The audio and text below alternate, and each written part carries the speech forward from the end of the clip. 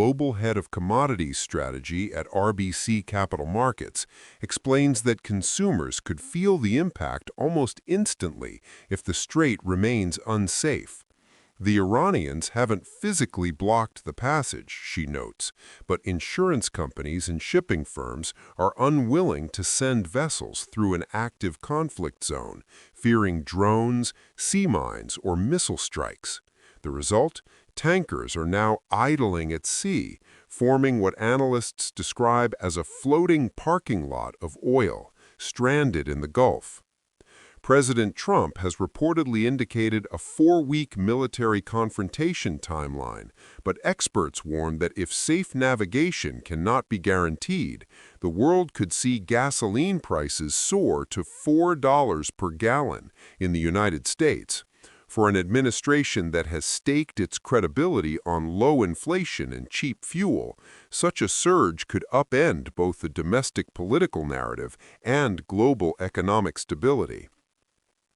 Kraft underscores that U.S. domestic oil production, while robust, cannot fully shield consumers from the shock of a disrupted global supply chain. A prolonged closure of Hormuz would effectively transform Middle Eastern oil into stranded assets, inaccessible to global markets. When Russia invaded Ukraine, oil prices spiked above $100 per barrel, despite no direct embargo on Russian oil. Now, with a real physical disruption looming, the stakes are far higher.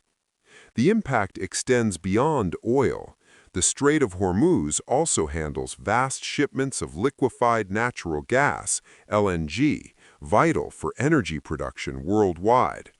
Any disruption could send ripple effects through manufacturing, aviation, and shipping.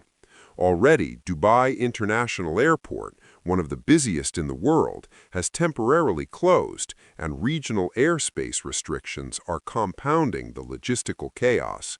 Are there workarounds? Only limited ones. Saudi Arabia's East-West pipeline can divert up to 5 million barrels a day away from Hormuz, but it's far from risk-free. In 2019, that very pipeline was attacked by Iranian-backed Houthis, exposing how fragile alternative routes can be in wartime. As Kraft puts it, you can have the infrastructure, but if it's not secure, it's meaningless. If this conflict escalates into a regional war, the danger is not limited to Hormuz. Multiple strategic choke points, the Suez Canal, Bab el-Mandeb Strait, and Eastern Mediterranean routes could all be threatened, creating a cascade of disruptions across global trade.